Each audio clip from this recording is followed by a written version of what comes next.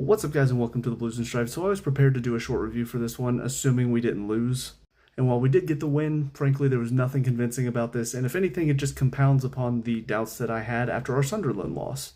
But quickly running through it, first half was fine, but Wolves were terrible. Second half, they stepped it up a little bit. They just worked harder. That's all they really had to do. They weren't necessarily better, but they just worked harder than us. And suddenly they're back in the game. Delap gets himself a stupid red, and now all of a sudden we're looking dangerous. So it's really embarrassing that all it took was just hard work for Wolves to get back in the game, and it really is an indictment on Maresca and how bad he can be as a manager. And if the results don't go our way this weekend against Tottenham, I really do think it's time to start looking for better options, because we need to have a manager that's going to take us back to the top, and he just does not seem to have it.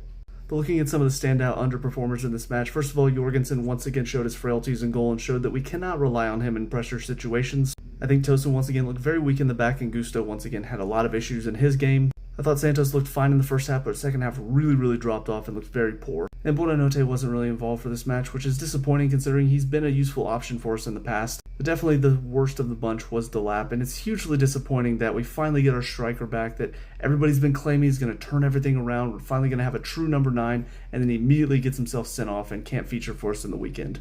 And I think that does show, as well as the drop-off in the second half, how we have such an inexperienced squad, and we need an experienced manager who's going to take hold of that squad and actually do something with it.